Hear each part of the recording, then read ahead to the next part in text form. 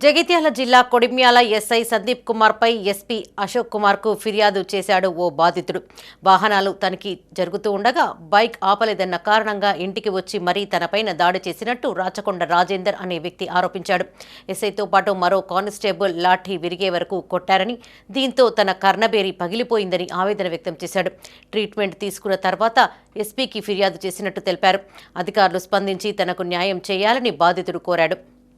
నేను మొన్న శనివారం రోజు కొంచెం ఆల్కహాల్ తీసుకున్నాను. భోజనం చేద్దామని చెప్పి బస్ స్టాండ్ దగ్గర ఉన్న రెస్టారెంట్లో భోజనం చేసి నాకు కొంచెం స్టమక్ అప్సెట్ ఉన్నట్లా ఫాస్ట్లో వెళ్ళిపోయాను బండి.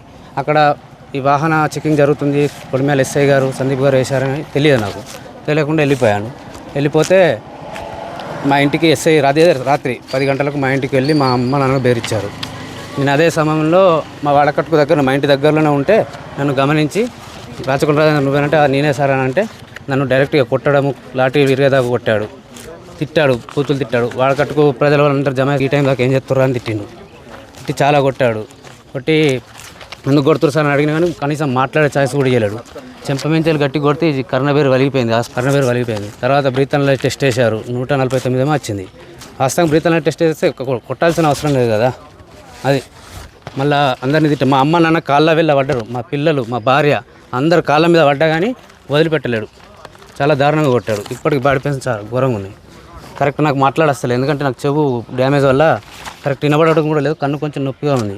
నా మీద ఎస్పీ గారి దగ్గరికి వస్తుందని ముందే గ్రహించి మొన్న జరిగిన మ్యాటర్కు నిన్న సాయంత్రము నేను వాళ్ళు వాహన తనిఖీలు చేస్తున్నప్పుడు నేను వాహనం మీద బాగా తాగొచ్చి 4-5 రౌండ్ల ముందట వాళ్ళ విధులకు ఆటంకం కలిగేలా తిరిగి కొంచెం దూరంలో పడిపోతే వాళ్ళు లావాడితే నేను వాళ్ళను ఇష్టంలో తిట్టాను అని చెప్పేసి నా మీద ఒకటి రాంగ్ పత్రిక ప్రకటన ఇచ్చి నాకు రాంగ్ కేసు పెట్టారు.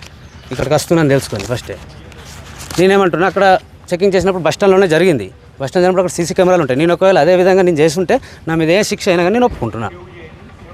ఇప్పుడు ఈ కొట్టింది అదంతా కూడా చెప్పలేడు అందులో సారు.